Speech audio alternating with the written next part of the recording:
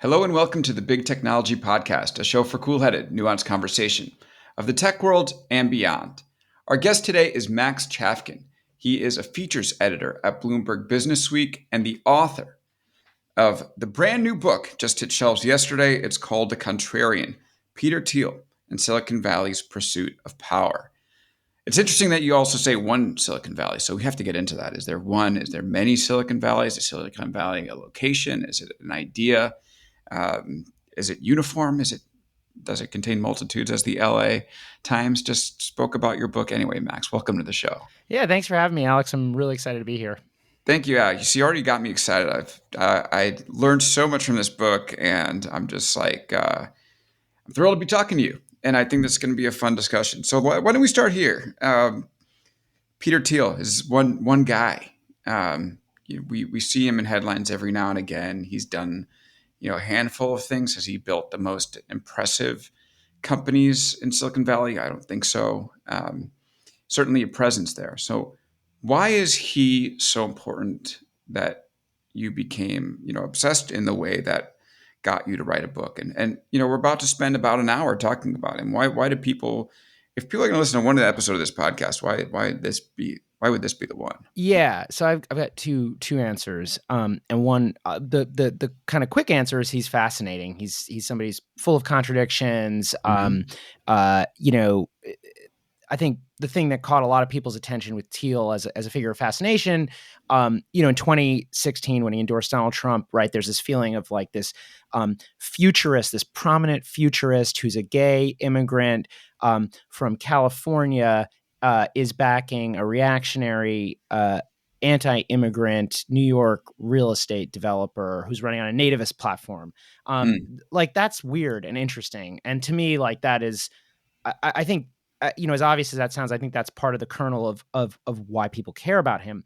But I mean, the real answer to your question is, and this is something that I thought about as I was writing the book and tried to develop it. But Thiel, I think, as you say, he's not the richest tech mogul. He hasn't started the best companies. There are certainly stories you could tell about the tech industry over the last 20 years where other people would be kind of in the main character and would be like the main character. But I would argue that Thiel has had a bigger cultural impact on the tech industry than any single person. And so, like, by that I mean how the tech industry sees itself, how companies see what they do, and how they do business. So, in other words, this idea that founders, that the class of the founder is this kind of special person who has a privileged access to kind of like what the company is supposed to do and who's right, who's just knows what's best.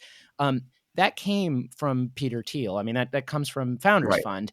And that ethos, I think, goes a long way to explaining like a lot of the weird stuff that has happened in the tech industry over the last 20 years as the tech industry kind of spills into whatever the real world as Facebook. Right. But Max, isn't it more than that though? It's more than just trusting the founder, right? Like, of course, it is. Having read your book, it is in particular this libertarian impulse that he has, this absolutely anti-institutionism, right? That essentially says, screw the government, screw the rules. Disruption is almost de facto good.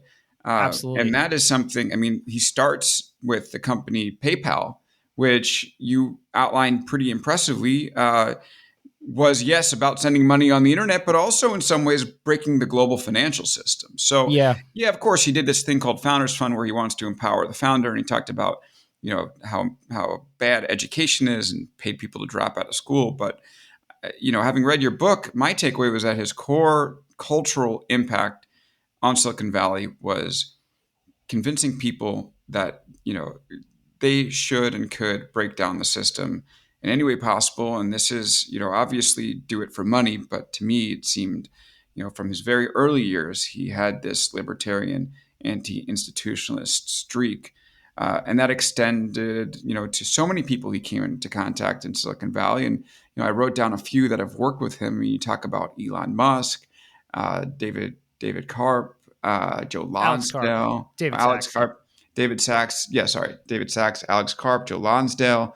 I mean, it's unbelievable how many people have sort of come into his orbit and seem to have walked away as Thielists, from the philosophical standpoint. I 100% agree with everything you just said, and I think you just put your finger on exactly, I'd say, like the most important thing about Thiel's, kind of ideology and identity is this idea, yeah, that breaking the rules, it's not just that it has neutral value. It's not just that it's that the rules can be ignored. It's that there's something good about breaking the rules, and that, I think you can sort of see why that would be useful if you're if you're building a startup. But it's also, obviously can have, detrimental effects. And now we've created, and this is why I think it's really important to pay attention to somebody like Peter Thiel, and to pay attention to Thiel in particular, because that ethos, Thielism, if you want to call it that, is basically the main ethos of Facebook, of most of the bigger companies in Silicon Valley. This Mhm. idea that the rules, um, yeah, just aren't that important, and maybe it's best to cast them aside from time to time. And it seems like he hated people who were pro government, pro institution, Yep. in part because he was bullied as a kid and was sort of an outcast. And he grew up in Silicon Valley, if I remember correctly, and people didn't treat him well. And he Yeah, was yeah, like, "You are out there saying you're going to go, heal the world, and you know what's right, and your precious institutions, and this is the way you treat someone. I'm going to yeah, wreck it." And that seemed to have defined a lot of what he did through life. Is yeah. that a fair thing to say? Yeah, I think that's right. I mean, the Thiel family, It's amazing how um, much comes back to bullying. it is, yeah, It is. seriously. They were Yeah. outsiders. Hmm. His parents were German immigrants, very conservative, very religious, and he moved around a lot as a kid. They bounced from Cleveland to South Africa, and then finally to Foster City, which is this suburb, in the Bay Area, but it's pretty far removed from Silicon Valley. It Built isn't on like, marshlands. yeah, it's not the nicest. Yeah. I mean, I think the houses there are pretty expensive, just like everywhere else. But it's kind of a world away. Yeah. You can look at it From as you're flying into SFO right out the window. yeah. That's what you look at. And so yeah, he definitely he was very smart and withdrawn, and angry. And I think some of that anger, like you said, it came from bullying, and it kind of spilled into his sort of output as a human. First in as an undergraduate at Stanford, starting this kind of very hard right wing newspaper, the Stanford Review, and then continuing on throughout his career. So here's what I'm puzzled by.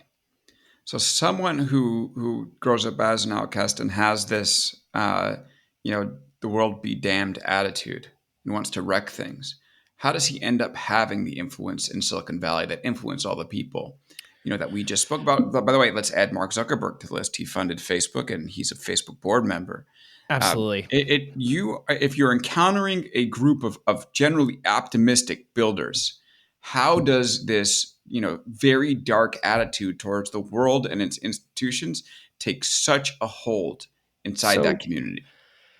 so one, I spent a lot of time thinking about this. I talked to a lot of former PayPal employees, and I think it's weird. PayPal has really, people know a lot about PayPal and tech. It's been kind of scrutinized a lot, I think rightly, but there's still things like that I are probably underappreciated.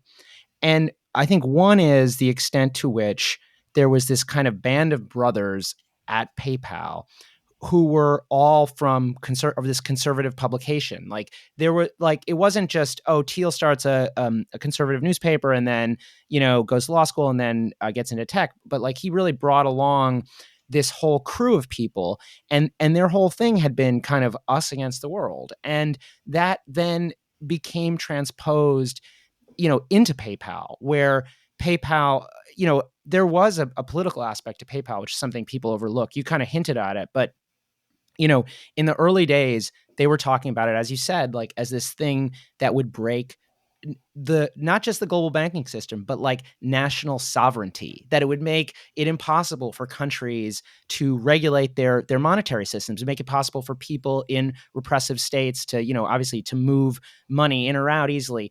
And so it was this, overtly political thing. And then there were, it sort of transposes into, it's us against the corporatists. It's us against eBay, which, for a long time, eBay bought PayPal, but for a long time, eBay was also their kind of main antagonist. And I Right. think He didn't. Thiel and Meg Whitman just weren't on speaking terms by the time that acquisition went down. no, I They're think very there's in like that detail. is a they are like I don't know, I mean, Thiel seems to opposite have ends of the fought spectrum. with everyone. I mean, he also fought with Elon and did a coup to sort of Yeah, take exactly. PayPal over him. So just Um, yeah. I'm sorry. Go keep going. anyway, I was just gonna say these when you talk to these guys about kind of like what, why was PayPal successful? One of the things they say is like, we had this sense that it was like us against the world. There's this kind of a cohesiveness to the PayPal team. And I think that kind of, basically spun forward into the PayPal mafia, this kind of Hmm. feeling that it's us against the world. I don't think people have noticed that political thing much, but like, I think a lot of the kind of some of this kind of cult of disruption stuff that we see in Silicon Valley, probably best epitomized by like Uber or something, I think kind of has its roots in right-wing activist politics, the right-wing activist politics of the 1980s, which is like where Thiel did like his first, Hmm. it wasn't a business really, although I guess it kind of was a business, his first entrepreneurial venture. And, in right-wing activist politics, there's this like big tradition of, kind of like screwing with the administration. There are all these stories of sort of college newspaper editors like going in and stealing lists of names from the registrar, or like, sort of doing these like acts of protest or whatever, and sort of finding ways around the institutions. And I think that kind of spirit, you can draw a line straight to some of the things that PayPal did, because PayPal totally just ignored every banking regulation. It wasn't just that they were ideologically opposed to, the normal model of regulating currencies. They were just actively just saying screw it, and eventually, they got away with it. I mean, I don't know if got away with it is the right word, but they were able to navigate the company to a successful exit and settle with the regulators, and kind of integrate themselves into the global financial system. And I think the rest of the tech industry, kind of learned a valuable lesson from that experience, which is that you can succeed by pursuing this sort of regulatory arbitrage, by attacking a regulated industry, and by making one of your points of differentiation that you do not follow the rules. So it's largely accepted as fact that Silicon Valley portrays itself as a save the world type of companies versus we're just doing this to make money. How do those two things look when you juxtapose them? We're trying to take down the system, and this, we're here to heal the world, or some of the Zuckerberg language. So I think there are kind of two threads of kind of ideology and I argue this in the book. It's definitely up for Hmm. debate, but but the way I think about it, right? And this is Mm. first suggested to me by Roger McNamee, who's a venture capitalist who has turned critic of Facebook. But basically, you have kind of like the Steve Jobs way of thinking about companies. And I think obviously there's some hypocrisy here, but the basic idea is that business is a form of creative expression, and it's a way to Hmm. like help people get the most out of themselves. Like, kind of new age human business as like new age human potential movement stuff. So Apple, of course, fits into that. But so does Google, right? Hmm. It's like we're making the world's information accessible. We're making you smarter, or whatever it is. Um, and then there's this like other thread, which is the Thielist thread, which is business as disruption, business as power, and that is grow as big as you can, and like get a monopoly. I mean, in that Thiel wrote a whole book, Zero to One, where the basic takeaway is businesses, if they want to succeed, they should strive for monopoly profits, which is another way of saying, dominance. And so I don't think those two things can be reconciled. I think they're like on two sides of the spectrum. Mm-hmm. And I think that, obviously the Thiel view is very, very cynical, but of course, a lot of these companies that say they're saving the world are actually, they're just sort of saying, I don't know. I think Mm-hmm. both those frameworks are potentially useful to like understand Silicon Valley and understand why it's grown so quickly and stuff. Yeah, I think my theory on this is that Steve Jobs warped a lot of people's view of what tech is, Yeah. and because he was so hard, he was so influential and so hard on the save the world mentality that everyone had this picture in their head that that's what tech is. In fact, I think you mentioned the tech press's influence a bunch in the book, which I thought was great. And I think the tech press, in large part, wanted every founder to be Steve Jobs. I mean, you see what's happening with Elizabeth Holmes. It was, Yeah. Yeah. her Totally. responding to those incentives, and how many covers did she get wearing the turtleneck Yep. while she was defrauding everybody? So I think that was something that folks felt they needed to portray to the outside world. But if you looked on the inside, it was Right. Thiel mentality all the way. Yeah. Yeah. Yeah, for sure. And it's kind of funny. I went back and read a bunch of the, whatever the output about the tech industry. There were Hmm. books written, in the early 2000s, and a lot of there were essays and stuff all about how the role of the counterculture in forming Silicon Valley, which I Hmm. think is okay. Like it's totally valid, and yes, like yeah, Steve Jobs was a bit of a hippie, but it's kind of a weird way of looking at an industry that literally started as an extension of the U.S. military, and there's nothing. There are countercultural things about Silicon Valley, but to Hmm. see the tech industry as just this kind of outgrowth of 60s counterculture is like to miss the whole beginning of the industry, and like a thread that probably is just as important as, like, as you say, something that kind of a little bit came down to branding or something like that, which Right. is like these guys talking about saving the world. But I don't know. I mean, the real root is a bunch of defense contractors. Yeah. Well, there's something to root for in the word disrupt. I do think that the tech industry's claims that the way things have been done for a long time have been corrupt and hurt people. I think there's any doubt about that, and they especially resonated in the time of the financial crisis. I think you even talk Yep, about how you absolutely. approached Thiel and you asked him to participate in the "How I Built This" Yeah. article, and you were talking about how it was a little schlocky, but we were looking Yeah. for ways to be like, there's got to be some optimism because the old way just brought down the whole economy. So Yep. I do think that, like, okay, yeah, did it start military? Of course, doesn't everything start military? I mean, the internet started military.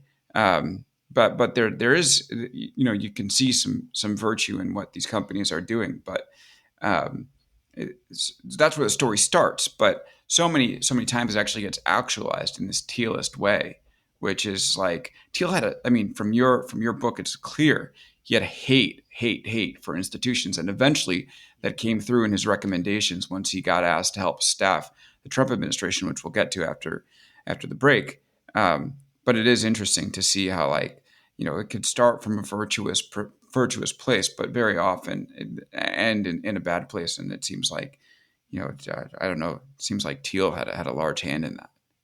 Yeah. Yeah. 100%. I also think, um, there's something just like appealing about the Hmm. honesty of the Teal worldview, especially if you're feeling a little bit, if you're feeling betrayed, like the kind of post financial crisis mode, if you're feeling betrayed by institutions, or if you're just kind of fed up with the hypocrisy of, um, Hmm. whatever of that's kind of inherent to capitalism, the sort of cynical worldview of just sort of like, yeah, get as big as you can and make as much money as you can, um, and forget being good, like that has. I mean, I don't know. I mean, maybe it's because I'm a bad person or something, but I see the appeal. I Yeah. can, I you was going to ask if feel, some of this stuff resonated with you. I mean, some of these yeah, institutions, I mean, look, I don't know. I feel like I tend to believe in institutions sometimes more than I should, but some of them are bad. yeah, And yeah, if you look at the state of the country, and obviously I don't think the Teal mentality has helped us very much, but uh, people have been let down by their institutions and they don't believe them anymore. And Right. so the idea of burning them down is appealing in some way, even though it might not be the right solution. I really think that reforming them is the right solution, but I can see why burning them down has a real appeal among a lot of people. I mean, Thiel would not be would not have so many followers. He would not be Mhm. dangerous if he wasn't right a lot. I mean, that's the thing about so like Yeah. I think I mean he was obviously the for instance his critique of universities, right? Hmm. It has a lot there's a lot of truth to it. Universities have been, overcharging people and have been, failing to prepare Yeah. students.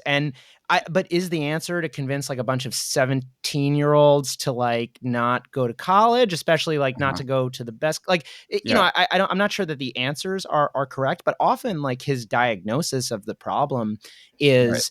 is effective and is true. I mean, he's gotten, Hmm. Jeff Bezos like famously ripped Thiel once by saying, think about contrarians as they get most things wrong. But Thiel's been right a lot, at least right on the Yes. kind A of ton.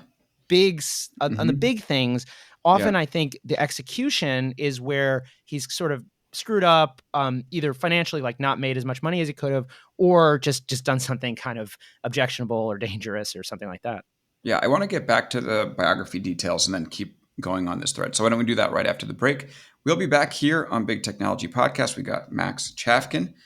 He is the author of The Contrarian, Peter Thiel, and Silicon Valley's Pursuit of Power. It's a great book. We'll be back right after this. And we're back here on the Big Technology Podcast with Max Chafkin. He's talking to us about his Peter Thiel book, The Contrarian. So, we talked a little bit about how Peter Thiel went to PayPal and had this burn down the system type of mentality.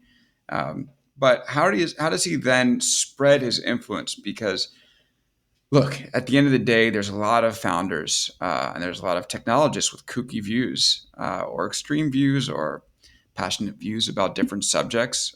They don't always build a following. So was it when Thiel then, moved on from PayPal and started a very successful hedge fund and then eventually a venture capital firm that some of the ideas that he had about society started to take hold?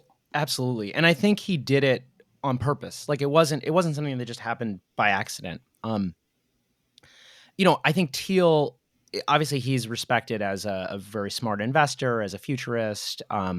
I think he has, his moments of rhetorical brilliance, but he's also like a really good marketer. And I think Thiel, as kind of an influencer or as a self-created figure, it's actually probably a helpful way to think about him. Actually, I would argue it's helpful for thinking a lot of these sort of tech industry figures. But in any case, As an influencer? yeah, They're yeah, the yeah. original influencers. Yeah. um, but we could have a whole discussion about Elon Musk. Like, I think Elon Musk is totally underrated as a marketer, and like, and I'm not to Well, are you say, sure? I think people really understand Elon's well, okay, marketing skills. maybe people are coming around to him now that he can like Yeah. move the stock price by up. But anyway, let me get back on track. I think Thiel, coming out of PayPal, and he made a little bit of money, and I think he very self consciously set out to turn himself into a figure of interest and of influence. And at first, and you can kind of see this because his early efforts of it were really bad. Hmm. He opened a restaurant. It was like a kind of a restaurant nightclub called Frison in Sounded kind of fun. Yeah. I mean, How much money did he spend to build a thing? I don't. It was really Absurd there's. amounts. I think Yeah. there's some detail in the book about like the cost of the sound system, and it just sounds $1 million, I think, is pretty what it was. tacky. Yeah, Mhm. yeah, and it wasn't immediately successful. Like as a restaurant, it went out of business. He also started a NASCAR magazine.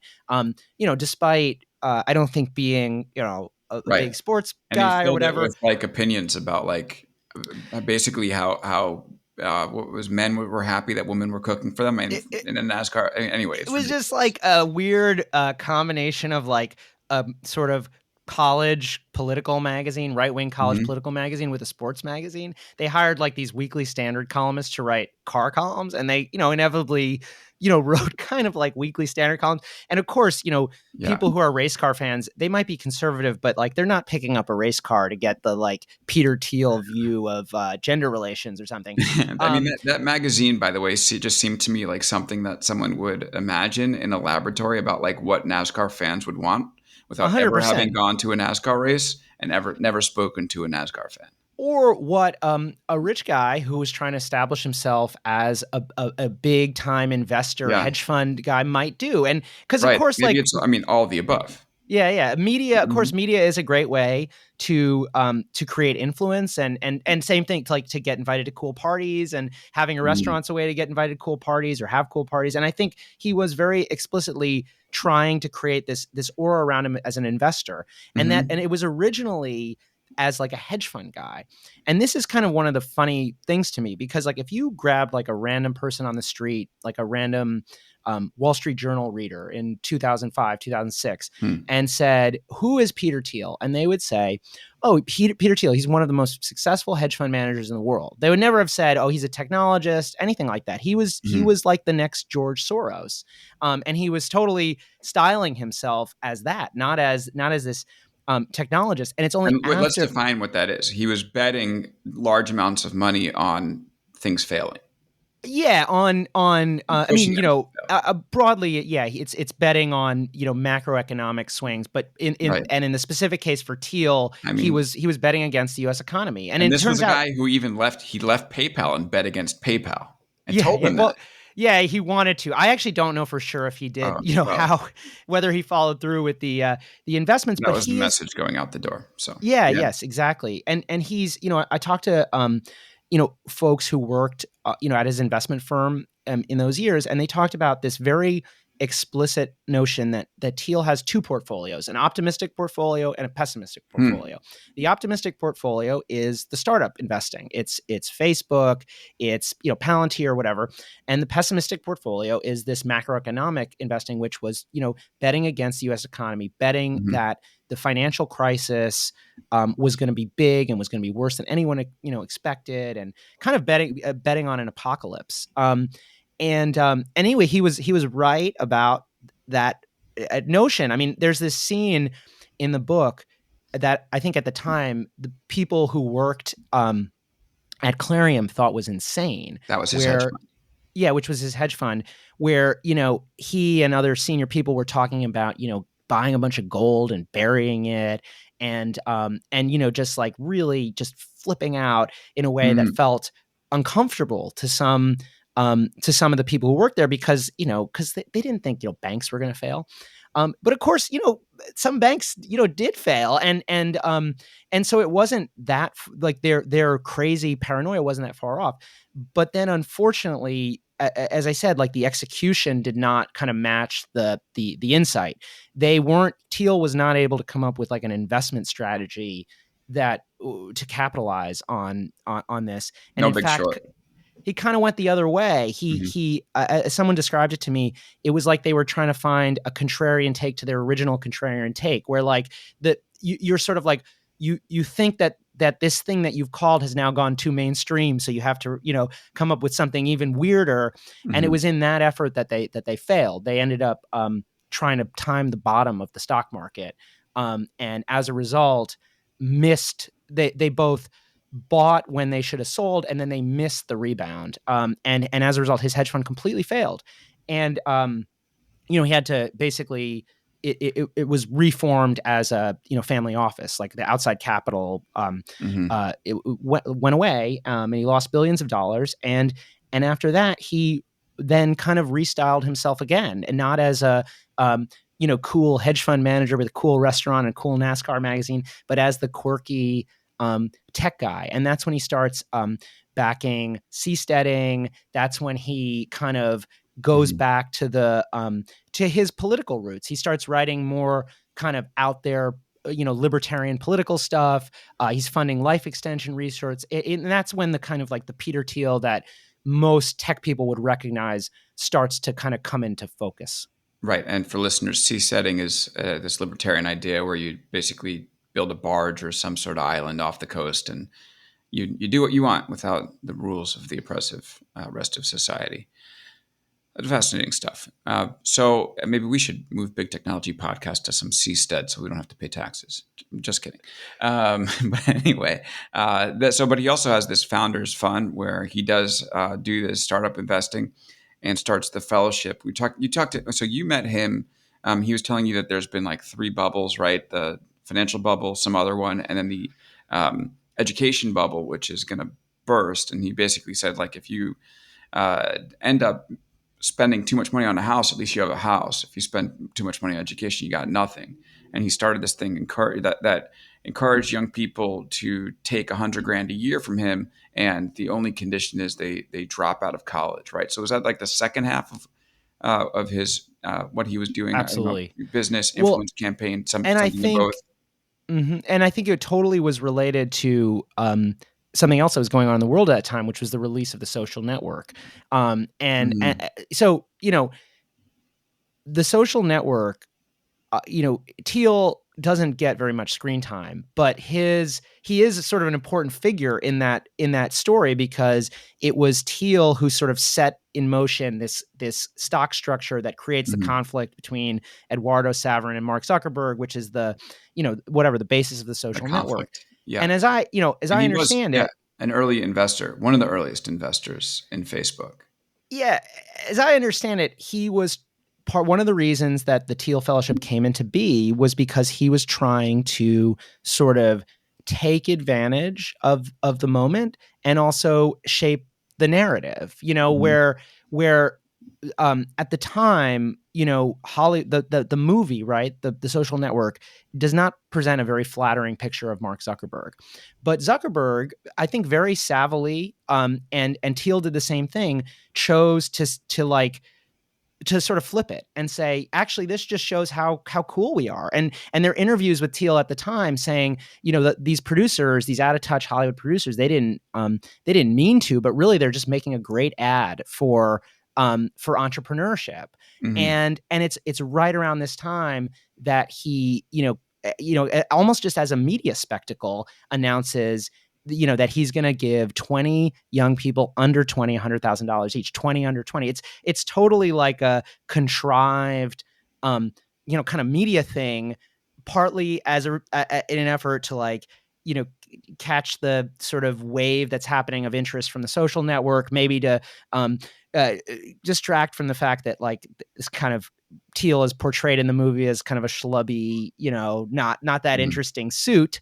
And then it takes on this life of its own. And of course, it's not just a media event. Real people come, and real companies are started, and it becomes this whole thing. But I don't think it was thought all that well through, beyond just the Right. top line. Here's the media. Here's how we're going to describe it to the press. Yeah, and I think you put it well in the book that when he started to convince these young people to drop out of college, all of a sudden, I think that was a huge profile raiser for him. I mean, he Yeah. goes from being a guy who, and of course he had done this writing, but he goes from being a guy who had managed a hedge fund and had a VC firm to someone who was like trying these radical new ideas to reshape society, and then people started. And they called it the Thiel Fellows. I mean, it was good marketing Yeah. for him, for And sure. totally, and it was totally Mhm. designed to, Yeah. like, for lack of a better word, like, troll the libs, right? Like, Slate did Mhm.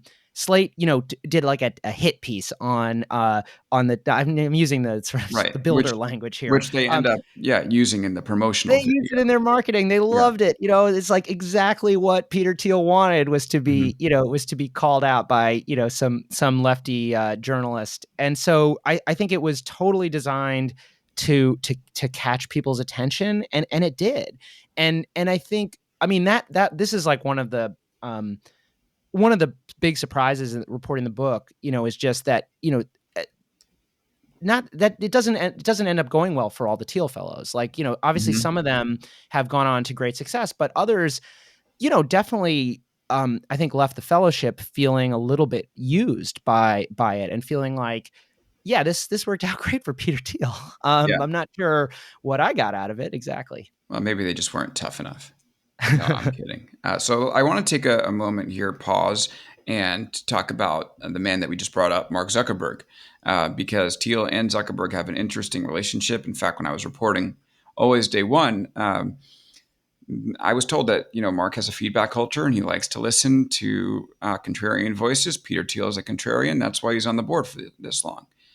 I wonder how much Peter Thiel's libertarian, burn down institutions mentality has influenced Facebook's direction. I'm thinking about it in particular because the Wall Street Journal this week released these 5 stories that showed essentially Facebook, blowing up institutions and failing to, and kind of enforce its own rules. I mean, there's stories about um, how it's making girls feel bad on Instagram, but I think more along the lines of where this came up, letting anti-vaccine sentiment run wild, where the government really would like that not to be the case, allowing cartels and human traffickers to use the system and recruit and publicize what they're doing, and essentially giving a wide range, 5.8 million people of VIP users, right? I mean, how could you have 6 million VIP users? I don't get that. But basically exempting them from content moderation and letting them say whatever they want to say. And I'm reading this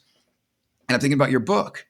And I'm like, damn, these are pretty along the lines of what Peter Thiel might want in a society. Essentially, just like in a libertarian world, you just let it run wild and you stay out of the way and society sorts itself out. So I am curious what you think about that. How much influence has he had on Zuckerberg? And, we point a lot to the problems that Facebook has today, but, are they actually kind of like the idea? Yeah. I don't know. There's a line in the Cecilia Caring, Cheryl Frankel book of, I think it's a quote from Kara Swisher about, it basically is like something to the effect that like, Mark Zuckerberg is like a blank slate that Thiel has. It's like a very extreme Uh-huh. statement that I think probably overstates the case. Like Zuckerberg is a very smart person. He's obviously independently minded, but I do think, and I do think there's some truth to that sentiment and the sentiment that you're bringing up, which is I think that Thiel has had, just an enormous impact on Mark Zuckerberg, both in terms of like how the company is structured, like the literal way that Zuckerberg, got control of Facebook and maintained control of Facebook, and then, but also, this ideological thing, this notion that, as you say, institutions are really not that important, and that it seems like Zuckerberg sort of thinks that Facebook is like the only institution that really matters, or something like that.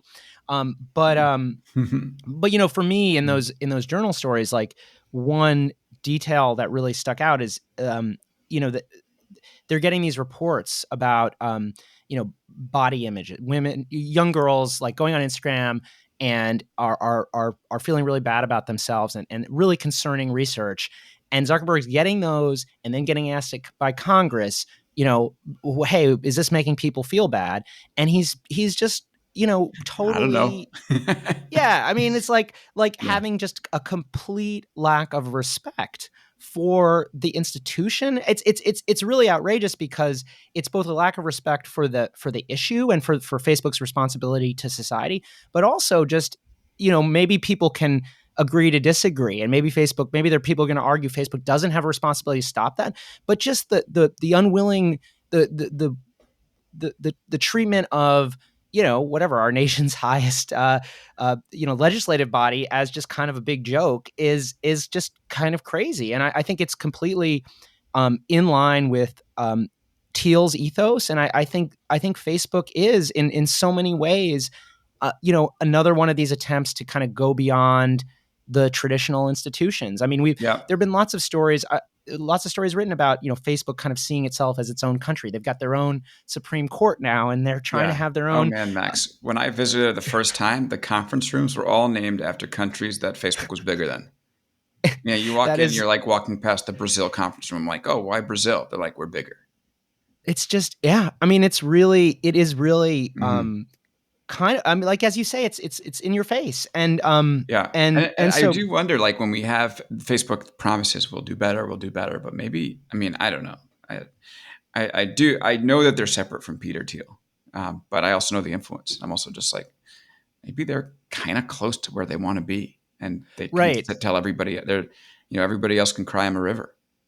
And I also think, there's kind of this. A lot of people have spent time trying to figure out, like, what is Mark Zuckerberg actually like? What are does he have politics? Is he a Hmm. liberal? Is he a conservative? Yeah, I think He he's gave some money. libertarian. Yeah, I agree. I Yeah. think he's a libertarian, and Hmm. I think 100% influenced by Thiel there. But I also think, to some extent, he has no left right politics. His Hmm. politics are whatever is going to be required to allow Facebook to grow as big as possible. Mm-hmm. Damn the authorities, damn the rules. And I think that, even more so than Thiel's kind of like right wing political views, I think that's the kind of core of the influence. And Yeah. so, which, and in a lot of ways, like, that's a scarier influence because it's harder to talk about or even think about. Right. And it must be wild in those board meetings to have Thiel, Zuckerberg, Mark Andreessen all together. Well, Wow. I do think it's telling too, Mm-hmm. the two longest serving board. So Facebook, as you know, I mean, they just kind of purged all their board members a couple years Mm-hmm. ago. And but the board members who have survived, of course, are the two libertarians, Mark Zuckerberg and Peter Thiel. And I Mm-hmm. think that's no accident. There's certainly some ideological alignment there. Yeah. Let's end this segment talking a little bit about Elon Musk. So I'd love for you to describe the interesting kind of yo-yo relationship between Thiel and Musk, friends, enemies. And, I'm just curious, you got Elon to speak to you for the book. That's not easy to do, especially when it comes to Thiel. How did you sell that? I just asked him. Thiel was, I mean, Elon was not hesitant to share his views. He and I have a long history of whatever Mm-hmm. we've talked many times, but I think I think frenemy is the way that I kind of Mm-hmm. put it in my mind. I think Yeah, because there's Thiel did put a pretty big investment in SpaceX. So. 100%, and Mhm. it's I think that Elon and Peter are basically just almost complete opposites, like temperamentally. Musk is this Mhm. kind of very emotional, all in. He if he's gonna bet on something, he's going all in. He wears his heart on his sleeve. He's very prone to, like, getting pissed and then forgiving and then getting pissed again. And of course he's a gift to the journalistic gods because of that, right? But and Mhm. Thiel, of course, is introverted. He's cautious. He's constantly hedging his bets. He doesn't ever want to go Mhm. all in on anything. And he keeps it all kind of close to the vest. And so I think there's some temperamental thing, but as you said, Elon was running PayPal. Peter led a coup that replaced him, and then they were able to patch it up. And I think basically, um, While Elon was on his honeymoon, he got replaced as the exactly, CEO of yes, PayPal. pretty cold. Oof. Yeah. It's yeah, it's also a testament to, like, I mean, it's easy to see, oh, this coup happened, but at the time, Elon was a much more better respected, more famous entrepreneur than Peter Thiel. Elon had already sold a company. He had Mike Mhm. Moritz, who is the most respected venture capitalist in Silicon Yeah. Valley, behind him. So, I'm like, just the laughing idea, because there's the story of Musk and Thiel where he bought, so he sold the company and bought this, like, what, $1 million McLaren, yeah, and then McLaren F1, I think, F1, and he yeah, crashes it and was like, I didn't buy insurance because I didn't think I was the type of guy that would crash the car. That's an right, amazing story. Well, Thiel was right. in the car at the time. Yeah, Was and of he? course, Yeah. Thiel Unbelievable. probably had insurance Yeah. already On Elon's car. yeah. Um but anyway, yeah, and I think that Musk, basically forgave him. And Musk kind of said Mm, this in not so many words, but he basically concluded, like, look, it's not in my interest to make an enemy of this mm, guy. mm, Um and and he was right. I mean, PayPal succeeded, and they were able to kind of work closely enough together that when Elon really needed money, when SpaceX in 2008, SpaceX was failing. mhm, It had three launch failures. I can't remember if it was three or two. I think it was three mhm, launch failures. And Elon has basically maxed out his bank account trying to fund Tesla. He has no more money. Thiel comes in basically as a white knight and saves the company. And um, I think does it kind of against his better judgment. I think mhm, does it with some anguish because it was, obviously, like, if Elon had failed, that it would look very bad for Founders Fund. And as I understand it, there was a lot of back and forth within Founders Fund over that investment, where Luke Nosek was pushing really hard to do that investment. Thiel wasn't so sure because Thiel doesn't, it's not his. Like, taking that kind of risk is really not in his makeup. Although he did it, Mhm. and the rest is history. And as a result, he's got a nice sized chunk of this very, very valuable rocket company. So it Right. all worked out. But they're definitely like not best friends. They're more like Mhm. allies or something like that. Yeah. And he did make that investment, or the investment was announced a couple of days after Elon blew up a rocket. So, but yeah, it's working out well for him. What's your relationship like with Peter Thiel? I mean, one of my favorite scenes in the book was you talked about how you had this off the record conversation with him, Yeah. and he just kind of finished a sentence and left, and you didn't know whether someone was going to take you out or of the room or something. And it turns out that was just the end of the interview, and he never had Yeah, any yeah. clear. I think you said, "Oh, he was just kind of done talking." So, yeah, elaborate on this, and Yeah, I mean, what the heck happened in that room? I can't share any of the details of what Yeah. was discussed. I was, I mean, as I approached this book as basically wanted to write a journalistic, portrait of the man, and in other Hmm. words, to not to approach him as some kind of supervillain, which is has been the treatment sometimes, Right. but also not to approach him with with de facto deference, to just treat him. There's a lot of the coverage of Thiel.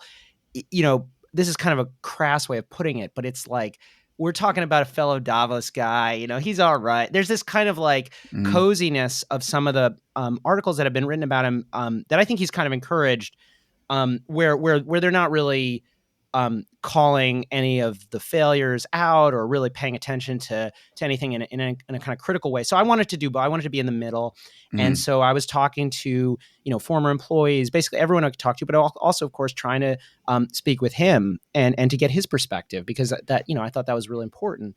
And yeah, we had this meeting, and it's kind of like the what you would expect from somebody who's worth billions of dollars and is socially awkward. I mean, Yeah. yeah, he just excused himself, but without actually Excusing excusing himself.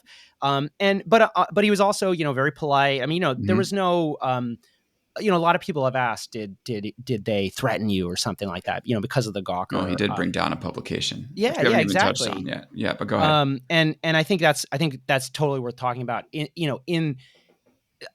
terms of, to the extent that there was intimidation. The intimidation just came from the fact that he had done this thing. But in terms of the Hmm. actual in-person interaction and interactions with his like PR people and stuff, they were not. Yeah, there wasn't a hint of menace. Right. He didn't Which send was Charles Harder at you after you sent him the questions for the fact check. they did not send Charles Harder after me. Charles Harder is not a big part of the book, though. So Yeah. Well, he's the guy. Wasn't he the lawyer who he funded yeah, so he could take yeah. on Gawker? Yeah, Harder Yeah. was the lawyer prosecuted the Gawker case, and I think one With thing Thiel's that's money. yeah, with Thiel's money and in secret, and Hmm. basically architected the destruction Hmm. of this media platform that was really big and really influential, and also did of course wrote a lot of like really tawdry stuff, including the post that got Thiel mad, which said that he was gay, um, but Gawker also did a lot of important journalism as well, and so it definitely, I think that case definitely created an environment where it was harder for journalists to really think critically or write critically or talk to Hmm. sources about Peter Thiel. It hangs over every conversation you Hmm. have, every conversation with an editor, every conversation you have with a source. Yeah, as intended. What's your relation? Oh, I asked that. This was the question I wanted to ask you. Do you like him? I'm trying not to. I don't really want to. I don't know. It's kind of like feels important to me to not like pass judgment or anything like that. Are you hearing this incredibly loud noise? No. Okay, good. Okay. There's something going on outside my window. If it starts to bother you, let me know. I'm Yeah, but sorry. you must have some. I mean, I know. Well, anyway, you try not to pass judgment, but you must have some personal feeling about it. Here's this a 330-page book about the guy. Yeah, you're right. You're right to press me. Okay. I feel like he's worthy of respect, Hmm. and I think there are aspects of his achievements, and the things that he's done that are worthy of admiration. And I find I find him to be like a really interesting and charismatic figure, but I also think that he's pretty dangerous. And I think that Mm, the ideology that he has espoused and that he has pushed in all sorts of ways um, is bad. And mm, it needs to be scrutinized and understood, and to the extent that it's filtering into these companies that are incredibly powerful, that have unbelievable control over our lives, access to our data. I think we need to talk about that. And I also think, especially as he gets into funding these political campaigns, putting $10 million into this guy Blake Masters running for Senate in Arizona, $10 million into JD Vance. Both of them either former or current, Thiel employees. I think that those ideological questions become, even more important. I mean, for me, the thing that is most troubling and that I think is worth a lot of conversation is just the relationship to democracy. This idea that democracy, you talked about indifference to institutions, which I think is definitely yeah, worthy of if you're scrutiny. about But to get, I think that you're about to get into some of the Trump stuff. okay, Um, I really want to do that, and it's a great place to pause here, go to break, and then pick up the sounds Trump great. story. So why don't we do that? We'll be back here on the Big Technology Podcast right after this with Max Chafkin. He's the author of The Contrarian, Peter Thiel and Silicon Valley's Pursuit of Power. While we go to commercial, you can go to your favorite bookstore and pick it up. And we're back here on the Big Technology Podcast with Max Chafkin, features editor at Bloomberg Businessweek, and also the author of The Contrarian, which is the book we've been talking about. It's all about Peter Thiel. Little biography of sorts, but getting a little bit more into the philosophical stuff. And I definitely want to talk about sort of the big Peter Thiel story where he gets to take his ideology to the world, the one that you said was bad ahead of the break. I think this is where you were going with it, Yeah. where it extends to his support of Donald Trump. And then I would say more importantly, his the way that he actually influenced the staffing of his administration. So is that where you were going earlier, Max?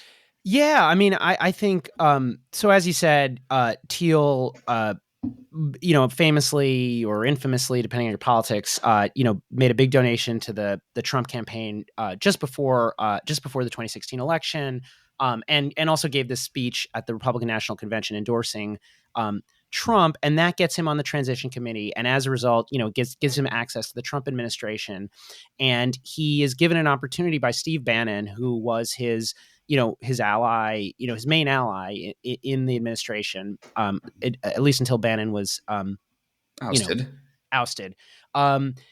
Given the job of appointing basically people who can, disrupt, as Bannon put it to me, kind of disrupt the administrative state, who can help, do the execute the Trump revolution on government, and so he has a chance to Right. appoint all of And these. to pause, yeah, he talked about, you talk about it in the book, how the view was Republicans can win elections, Democrats can win elections, as long as the Democrats who believe in bigger government can staff these government agencies. The Democrats are essentially never out of power, and what they wanted to do is strip the agencies, or I guess they call it the swamp, or I don't Yeah, know, of their power and of their people, so that they wouldn't have this Democrat influence. It's kind of questionable as to whether that's actually true yeah, and about their thesis, but it is interesting because when Trump came into power, it was kind of weird to see him put people in charge of every agency to do kind of exactly the opposite of what the agency was tasked to do. And it was one of the most weirdest, puzzling thing where like the EPA guy wanted to demolish, all environmental protection, and financial people wanted to demolish the financial protections, and the list goes on. And w- now, actually, after reading this, turns out that this is sort of the influence of Thiel on the transition committee, getting these people in line, even if he was like moderately successful. Definitely the philosophy is well, something that was and applied. the thing that the mind blowing thing for me is that Thiel actually wanted to go a lot further. I mean, Bannon Mm, was basically told me basically, Thiel's further out than Trump. I mean, Thiel was too far out. If you thought we were doing crazy things, like you should have seen the stuff that Peter actually wanted to do. And mm, that's Thiel attempted to get Balaji Srinivasan made FDA commissioner. mhm. Balaji Srinivasan very opinionated, very Yeah, he outspoken, very wanted hostile to to the press. make the medical approval process for medicines a big crowdsourced spreadsheet where people rate their experiences with the drug, and it's like, well, you could sort of learn from there. Yeah, that Sorry, I was the mean idea. that's Replace the insane. FDA with Yelp, which of course, which actually I think is something that Thiel actually Mm, wants, uh, or some version of that.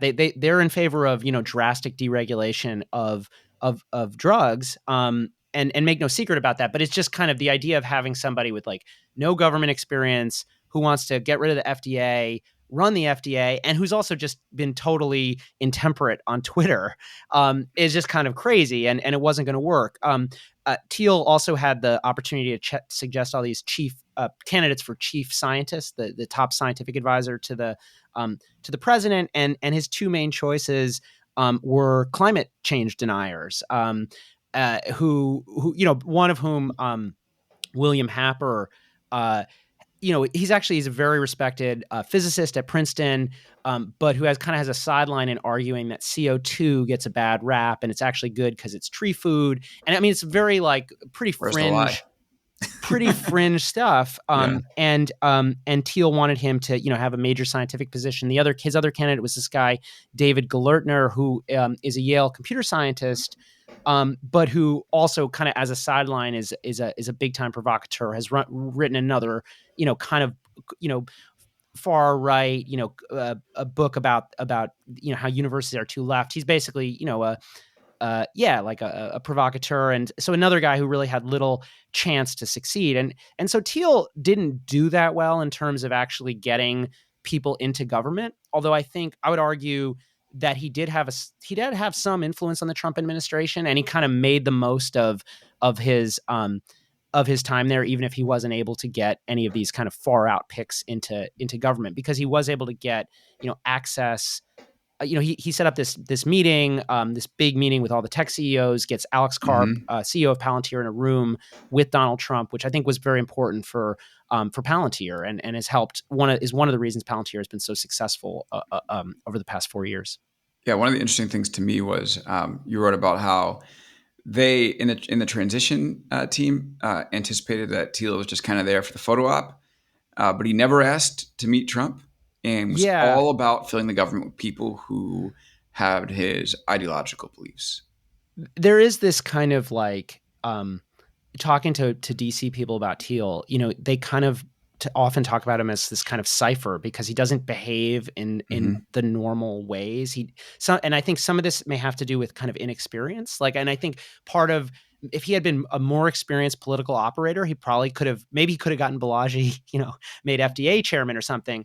Um, but I think also some of it is that he's not playing the same game that many of the others are playing, and Hmm. I don't think his game was the like, let me have as much influence over the Trump administration as possible. It was, let me set things up so that my companies have as good a chance as possible, and that long term he has political influence, which is exactly what happened. And post Trump, post January 6th insurrection, Thiel, I think, has, in a strange way, maybe more influence than he had, even during the Trump Why administration, is which is that? kind of, because he's been able to put himself in the middle of this, the post-Trump movement. I mean, Mm. these candidates that he's funding, I mentioned Masters and Vance, they are like kind of among the sort of standard bearers for, what I think it probably should be described as like Trumpism, or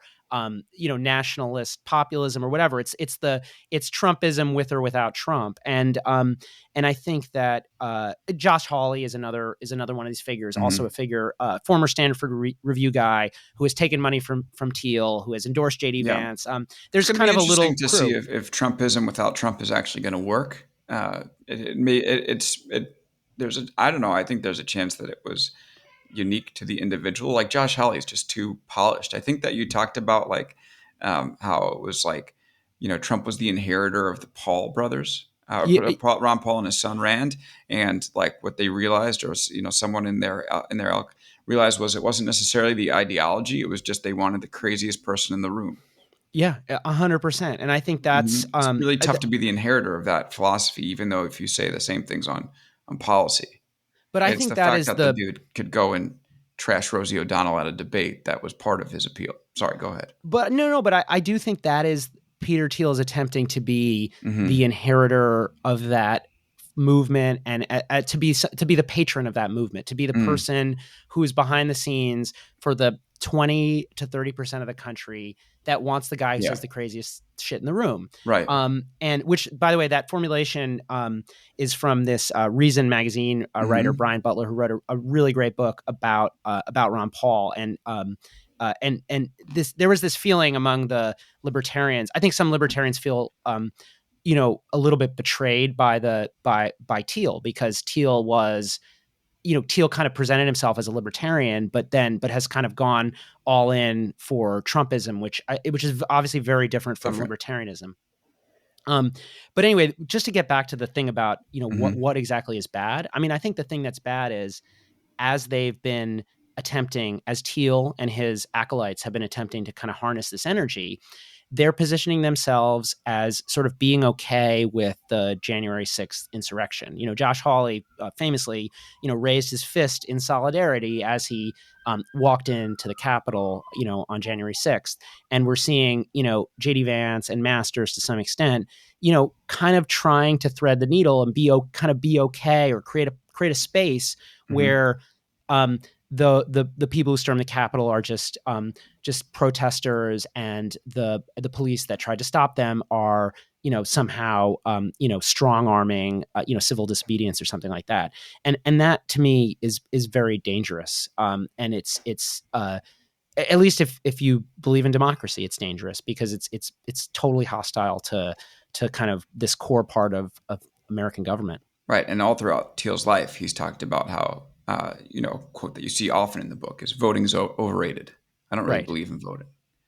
Yeah, and he's said in all sorts of ways. There was this famous essay in the that was published by the Cato Institute, where he talked about, basically he decided that democracy was incompatible with Hmm. libertarian beliefs, his beliefs, and he's been a patron to this guy Curtis Yarvin, who Hmm. is better known as Moldbug, but this blogger who is whose big idea basically is a dictatorship. I mean, he's advocating some version of fascism, and you're seeing this kind of spill into borderline mainstream Republican discourse. People talking about an American Caesar. And I think you can draw a line from that idea to Thiel, and I think Hmm. that is a very, very radical position. Yeah. One question I have for you. So, Till, who we've spoken about, is gay. Obviously, like, um, he's, the political beliefs cross the spectrum if you're gay. But one of the things I'm struggling to see is how he was able to align himself with people who were so militantly anti-gay. I'm curious what you think. I mean, here's one example that you write about in the book. Let's see, about Ron Paul. Paul's supporter preferred the old Ron Paul, the Ron Paul who talked like one of Thiel's old Stanford Review columnists, who published a newsletter talking about Paul that said 95% of black men in Washington, D.C. were criminals, and said, I miss the closet about gay rights. Like Thiel, they wanted to stick it to the cathedral. He was ready to help them. Yeah, and if you go back to Thiel's, to the newspaper or Stanford Yeah. Review, or the book he wrote, Diversity Myth, you will find some views on sexuality that are really pretty backwards. And there, and there's obviously there's a temptation to psychologize this, and Hmm. some people have suggested to me that it's self-hatred or something like that. Thiel's a Christian, and maybe there's some of this is like a symptom of his own discomfort with himself. I tend to think he is a provocateur, and I think that Mm. it's always been profitable, especially in right wing circles, to be in an out group and to kind of crap on the other members of your out group. Like that's kind of, there's like a tried and true path Mm-hmm. in conservative activist politics of doing exactly that. And I think so. I don't think it's that complicated. I think it's as simple as that. And I also think probably he just doesn't feel there. He's talked about this a little bit. Like I think the speech that he gave at the Republican National Convention, which of course he was criticized a lot by gay rights groups because the Republican Party had positions on trans rights and gay rights that were really, I mean, they were against those things. And I think Thiel, as he kind of said in that speech, like he doesn't want to be defined by his sexuality, and he doesn't want he Mm-hmm. feels so strongly about that to such an extent that he's willing to ally himself with somebody who is part of a party that's anti-gay. I also think it's probably, like, I think Thiel has talked about this, but Mm-hmm. Trump probably was like less hostile on gay rights Yeah, I than don't see many other. Trump as hostile Yeah, on yeah. gay rights. So I think there is some I way to mean, see it as, Trump is yeah, like, I mean, Trump. Sorry, I'm probably getting in trouble saying this, but Trump obviously said what he said about in Charlottesville, and I'm not absolving him of that. But also, right. like, guy grew up as a New Yorker. Ted In Cruz real accused estate. him of Yep. having New York values. Yeah. His daughter converted to Orthodox Judaism. So, do I think he's backwards on race in a lot of ways? Yeah, but I don't know. I guess like his positions are a little more complicated. Yeah, and I think there was like from Trump, like to the extent that Trump was like anti-gay, it always seemed a little bit half-hearted or something. Hmm. And not and I do think there's a way to see Thiel's speech as an important moment. You know, First it, time, right? First yeah, time someone who was openly gay spoke at the Republican National Convention. first time they acknowledged it on stage, because there actually Right. had been there had been Hmm. another instance, but that person was booed during the Hmm. during the speech, and Thiel not only wasn't booed, but he got a standing ovation. And like, it Hmm. was, when you watch it, I do think it does feel like a moment. It feels like, wow, Hmm. the beating heart of the Republican Party, they're not just accepting this, they are cheering for it, they're excited about it. So I do think that's something that probably, like, on a historical basis, that will be an important historical thing that Thiel Hmm. was a part of. So wrapping up this chapter about politics and government, he did get some.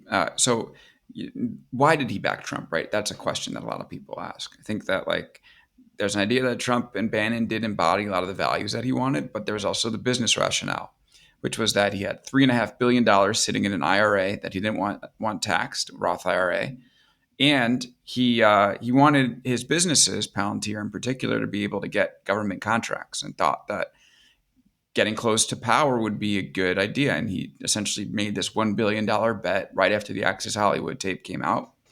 That was like, all right, maybe Trump will be able to help me solve these problems. Let's see what happens. So, how did that work out for him? Yeah, well, I think it's important, with Thiel, to see that the business and politics are always connected. That he doesn't, Hmm. that he has these, he has a sort of political project and a business project, and they work together in tandem. And you can't. His ideology is in service of his business. His business is in service of his ideology. They're hard to separate. Kind of like, I think, the Koch brothers.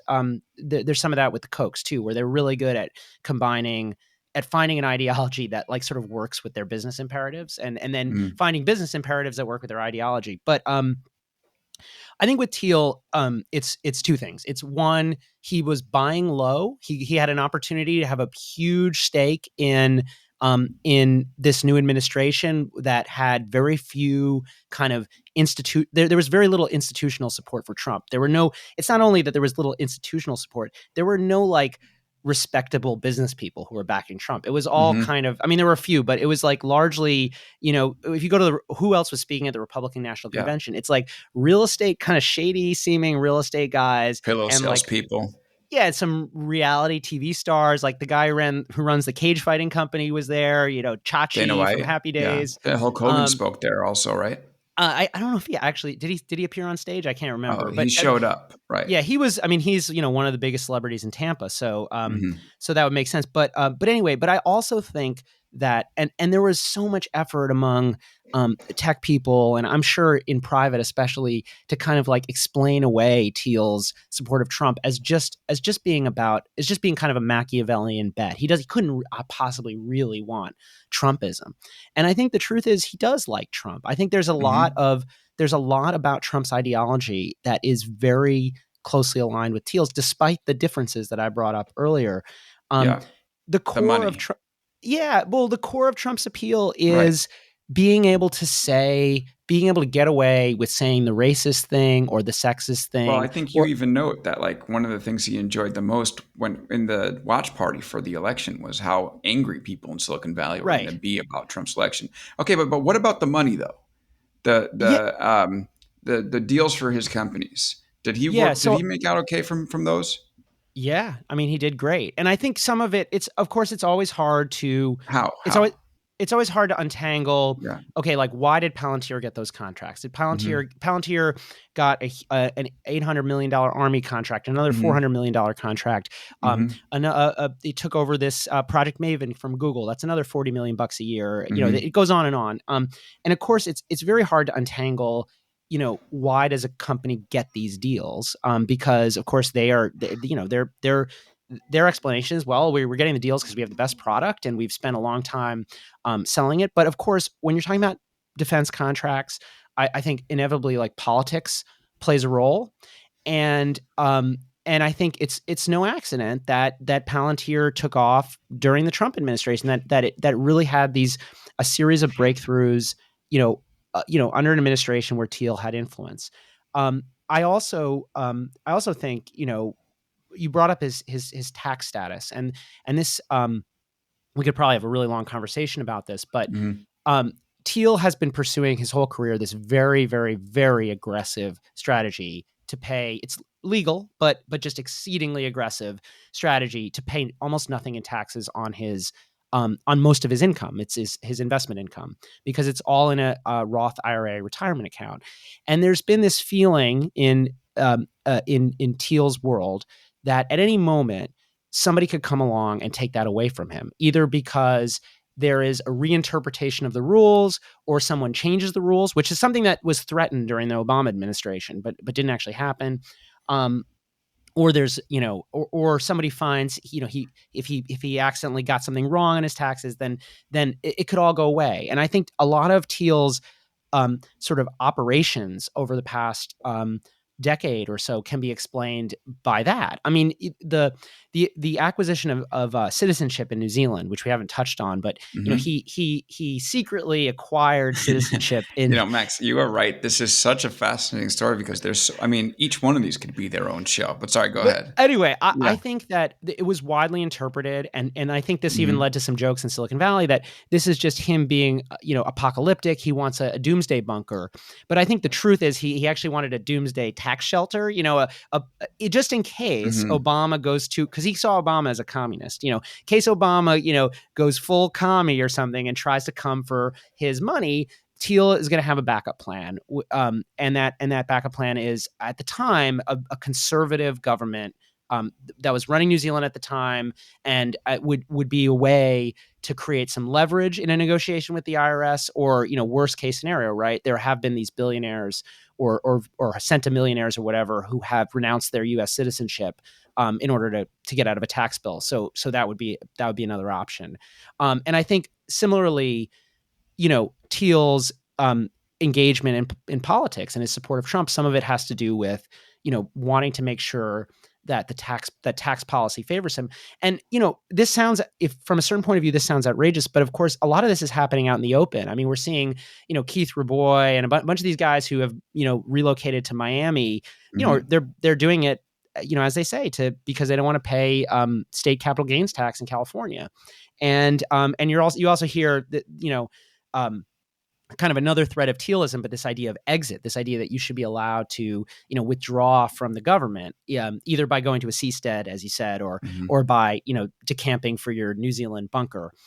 So I think a lot of the political motivation, some of the political motivation for Trump, came from that sense of vulnerability and a desire to like make Hmm. sure that the tax policy stayed friendly to the interests of tech billionaires.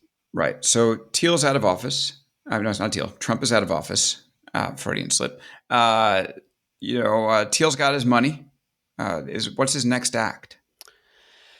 I mean, I think his next act, as I said, is continued influence in this right wing movement. Which it's true, you might be right that like maybe we will close the book on this and we'll get like kind of a more conventional Republican nominee, and then Yeah. I think that'll really sideline Peter I Thiel. personally think that it'll be the return of Trump or one of his kids. I Yeah, mean, it well, would then be if that, astonishing to me if none of them ran next cycle. It would be yeah. astonishing. So I think his play is to have influence in that world and to continue to be a political kingmaker, to be to play that kind of Koch brothers type role, but in the the Koch brothers played that role in the kind of conventional mainstream Republican Party, but to play that role in the Trumpist party, whatever it's called, the Freedom Party or the Patriot Party or whatever.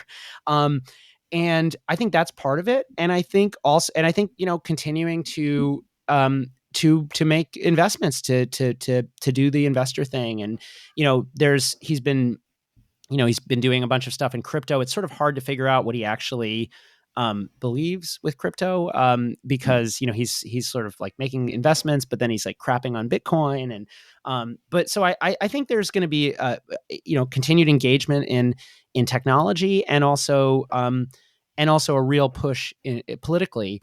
I also think he has 2 kids now, and I do think it's possible that he's slowing down or something like that. Like we'll see. And I think, as you say, some of it may come down to what happens politically, whether it's an advantageous situation for him or not. But I know this is a guy who really seems to get a kick out of being provocative. So it's hard for me seeing him not trying to find some new way to provoke. And when you have $10 billion or however much money he has, you can that could be pretty dramatic, depending on what he does. Do you think he'll talk to you again after the book? I don't know. I'm open to it. Yeah. I Great. hope so. Well, the book was great, man. I didn't think I was going to get through it this week, and I couldn't stop reading it. So Oh, well, I thank you, think Alex. I that really appreciate it. difficult subject matter, like we spoke about, and it's well rounded, it's good, it's engaging, well written, packed with facts, and definitely enlightened me to a lot of stuff that I hadn't known previously about Silicon Valley and power and tech. And I suggest everybody go read it. Thank you, Max, for joining the show. Appreciate it. Thanks, Alex. This is really fun. Super fun. The book is The Contrarian, Peter Thiel and Silicon Valley's Pursuit of Power. It's available in all bookstores. You can grab it today, sometime later this week. Help Max become a bestseller. All right. Well, that will do it for us here on the Big Technology Podcast. Thanks to Nate Gwatney for editing this and mastering the audio. Thanks to Red Circle for hosting and selling the ads. And thanks, most importantly, to you all, the listeners. Show would be nothing without you. Appreciate you coming back week after week. And we will see you again next Wednesday.